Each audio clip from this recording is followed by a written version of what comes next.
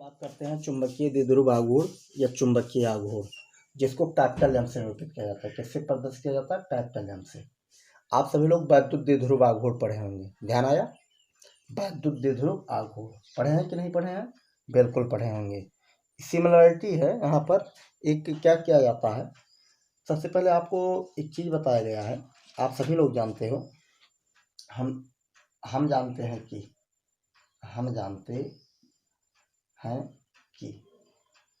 कोई भी धारा लूप जब किसी चुंबकीय क्षेत्र में रखा जाता है, चूंकि द्विध्रुव शब्द लगा है, क्या लगा? द्विध्रुव। कोई भी चुंबक जब किसी चुंबकीय क्षेत्र में रखा जाता है तो क्या करता है? उस चुंबकीय क्षेत्र में क्या करता है? घूर्णन का मतलब घुमाव उत्पन्न होता है, उस पर एक टार्क कार्य करता है। तो टार्क के लिए आपको फार्मूला पता है, क्या पता है? धारा लूप या चुंबकीय द्विध्रुव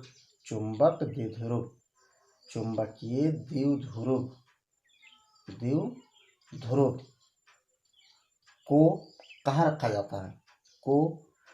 को चुंबकीय क्षेत्र में रखते हैं तो चुंबकीय क्षेत्र में रखते हैं तो बल युग्म का आघूर्ण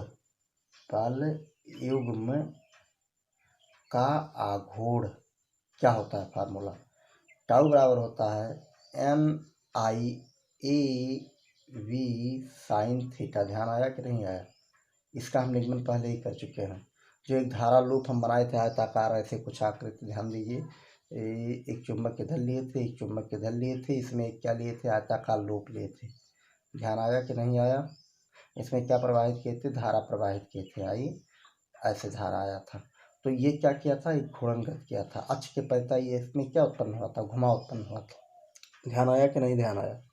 इसके लिए फार्मूला पाए थे टाउ बराबर NIAV साइन थीटा। एन क्या है? फेरों की संख्या है। ए क्या है? क्षेत्रफल है किसका? जो धारा लूप है, कुंडली है। बी क्या है? चुंबकीय क्षेत्र है। साइन थीटा क्या है? किस कोण पर रखा गया है। आई क्या है? लूप या जो आपका कुंडली है उसमें प्रवाहित धारा का मान है। परंतु अगर हम किसके नजरिए से देख रहे हैं? यहाँ जो हम नजरिए से देख रहे हैं, यहाँ पर हम चुंबकीय द्विध्रुव आघूर्ण के नजरिए से देख रहे हैं, परंतु इसको हम वैद्युत द्विध्रुव के नजरिए से देखें, बट आपको पता है, वैद्युत द्विध्रुव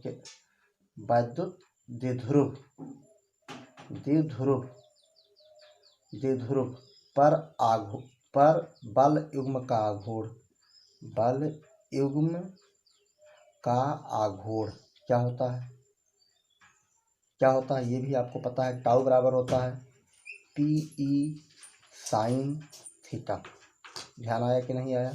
इसका भी निगमन हम पहले ही कर चुके हैं जब वैद्युत क्षेत्र पढ़ाया गया था। तो वैद्युत द्विध्रुव पर बल युग्म का आघूर्ण के लिए फार्मूला था टाउ बराबर PE साइन थीटा। यहाँ इसको समीकरण 1 मान लेते हैं, इसको समीकरण 2 मान लेते हैं। अगर आप तुलना करें इन दोनों में तो ध्यान दीजिए, वैद्युत क्षेत्र किसके सिमिलरिटी होगा? मैग्नेटिक फील्ड की सिमिलरिटी हो जाएगा कि नहीं होगा? क्षेत्र होता है, चाहे आपका वैद्युत क्षेत्र हो, चाहे आपका क्या हो?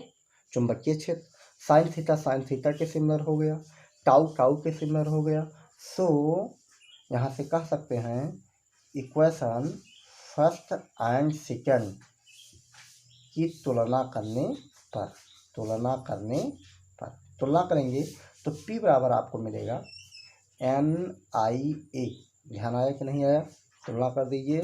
चूंकि E बराबर क्या मानेंगे यहाँ पर? ध्यान दीजिएगा, E इक्विवेलेंट मानेंगे V के, मतलब क्षेत्र से इक्विवेलेंट मानेंगे, तो P इक्वल हो जाएगा NI। लेकिन यहाँ P का संकेत ध्यान दीजिए, P का संकेत हम क्या करेंगे? बदल देंगे। जहाँ P इक्विवेलेंट मानेंगे M, P क्या है? यहाँ पर वैद्युत द्विध्रुव का क्या है? आघूर्ण है। लेकिन यहाँ पर M क्या है? चुंबकीय द्विध्रुव का आघूर्ण है। तो P इक्विवेलेंट क्या मानेंगे? M मानेंगे। क्या मानेंगे? M। तो इसको किससे लोकेट कर देते हैं? M से। M बराबर हो जाएगा NIA। क्या हो जाएगा? NIA हो जाएगा। अब यहाँ से अगर ध्यान दिया जाए तो यम बराबर या ना ये आ गया, और यम ही क्या है, चुंबकीय द्विध्रुव आघूर्ण या चुंबकीय आघूर्ण है। यम क्या है, जैसे पी क्या था, पी क्या था आपको पता है, पी क्या था, क्या था, पी क्या था बच्चों, वैद्युत द्विध्रुव आघूर्ण था, वैद्युत द्विध्रुव आघूर्ण। ध्यान आया कि नहीं आया। परंतु यम क्या होगा, चुंबकीय आघूर्ण होगा। क्या होगा, चुंबकीय आघूर्ण होगा, चुंबकीय आघूर्ण। ये वैद्युत आघूर्ण था, परंतु ये क्या होगा, चुंबकीय आघूर्ण। या सिमिलरिटी ऐसे कंपेयर किया गया और कुछ नहीं इसमें। यहाँ से यम इक्वल क्या हो जाएगा, एन आई ए। कुछ बात समझ में आया बच्चों कि नहीं आया, बिल्कुल समझ में आ जानी चाहिए। यहाँ से आपका फार्मूला बनकर तैयार। इसी को क्या कहा जाएगा, इसका मतलब किसी भी चुंबक का आघूर्ण जो होता है, फेरों की संख्या, लूप या कुंडल में प्रवाहित धारा व क्षेत्रफल के गुणनफल के क्या होता है, क्या होता है बच्चों, क्या होता है, गुणनफल की क्या होता है, बराबर होता है। इस प्रकार से हम कह सकते हैं 10, या अगर इसको हम यम बराबर यन आइए, इसको मान लेते हैं समीकरण 3। क्या मान लेते हैं, समीकरण 3। इस समीकरण 3 का मान समीकरण 1 में ले जाकर रख दीजिए। इस समीकरण 3 का मान समीकरण 1 में रख दीजिए। अभी देखिए परिभाषा बनकर तैयार हो जाएगा। तो आइए रख देते हैं, 3 का मान 1 में रख देते हैं। एक आपका बना था टाउ बराबर, ध्यान आ रहा होगा, टाउ बराबर N I A V sine theta. ध्यान आया। तो एन आई ए बराबर क्या आया था, यही हम प्राप्त किए हैं। समीकरण 3 का मान समीकरण 1 में रख देते हैं। समीकरण 3 बराबर हम पाए थे, क्या पाए थे, कैपिटल एम इक्वल एन आई के ए की जगह पर क्या रख देंगे, कैपिटल एम रख देंगे। क्या रख देंगे, कैपिटल एम, जिसको क्या कहा जाएगा, चुंबक का आघूर्ण कहा जाएगा। क्या कहा जाएगा, चुंबक का आघूर्ण कह सकते हो, या चुंबकीय द्विध्रुव का चुंबक आघूर्ण बोल सकते हो। यहाँ से देखिए आपका बनकर तैयार हो गया, टाउ बराबर एम बी साइन थीटा। अब यहाँ ध्यान दीजिए, मैक्सिमम कब होगा, मिनिमम कब होगा, इसको थोड़ा सा हम विचार कर लेते हैं। क्योंकि मैक्स के लिए हमको वैल्यू निकालना पड़ेगा, तो टाउ मैक्स कब होगा, टाउ मैक्स के लिए यहाँ पर विचार कर देते हैं। थीटा बराबर क्या रखा जाए, 90 एम्स। थीटा बराबर क्या रखने पर, 90 एम्स। इस प्रकार थीटा इक्वल 90 प्लेस करेंगे तो टाउ मैक्स हो जाएगा, मैक्सिमम बताएगा। टाउ मैक्स बराबर हो जाएगा एम बी। तो यम इक्वल क्या हो जाएगा, यम क्या है, चुंबकीय आघूर्ण है। यम क्या है बच्चों, चुंबकीय आघूर्ण है। क्या है बच्चों, चुंबकीय आघूर्ण।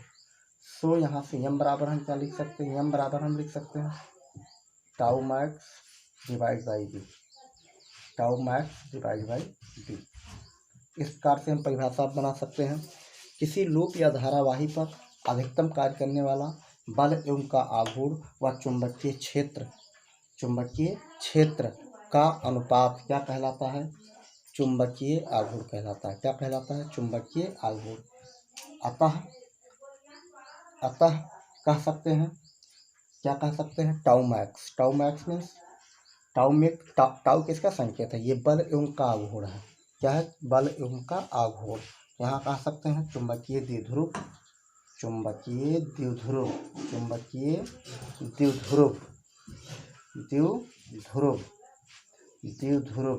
पर अधिकतम बल युग्म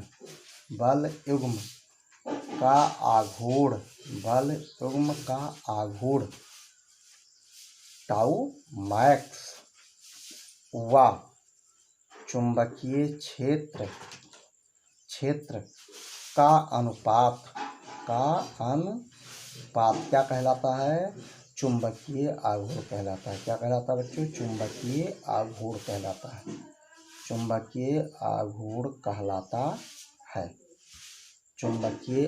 कहलाता है।